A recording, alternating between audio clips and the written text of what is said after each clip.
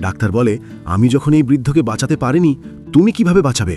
ডাক্তারের কথা শুনে কিংকিং তার ম্যাজিক্যাল পাওয়ার ব্যবহার করে তাকে নিচে ফেলে দেয়। এরপর সে যখন দাদাজির চিকিৎসা করার জন্য যাচ্ছিল, তখন জাওয়ের আঙ্কেল তাকে দাদাজির চিকিৎসা করতে নিষেধ করে। কিংকিং তখন বলে, কোথাও এমন তো না যে আপনিই দাদাজির ক্ষতি করতে চান? আপনিই দাদাজিকে বিষ দেননি তো? আঙ্কেল সঙ্গে সঙ্গে বলে, আমাকে মিথ্যে অপবাদ দিও না, তুমি বাবাকে স্পর্শ করতে পারবে না। অ্যাসিস্ট্যান্ট বলে, বস বলেছে মিস কিংকিং দাদাজির চিকিৎসা করতে পারবে। এই বলে সে কিংকিংকে প্রোটেক্ট করতে থাকে। কিন্তু আঙ্কেল তার বডিগার্ডদের অর্ডার দেয় তাদেরকে এখান থেকে বের করে দেয়ার। তখন বডিগার্ডরা এসে তাদের ঘিরে ধরে। কিংকিং তখন নিজের ম্যাজিক্যাল পাওয়ার ব্যবহার করে সবাইকে দূরে সরিয়ে দেয় আর বলে, এটা আমার জন্য খুব সহজ কাজ। তারপর সে দাদাজির ওপর নিজের ম্যাজিক্যাল শক্তি প্রয়োগ করতে শুরু করে। তার ভেতর থেকে এত তীব্র আলো বের হতে থাকে যে আশেপাশের কেউ চোখ খুলে রাখতে পারে না। সবাই বাধ্য হয়ে চোখ বন্ধ করে ফেলে। ডাক্তার বলে, এ কি? কিংকিং বলে, কাজ শেষ।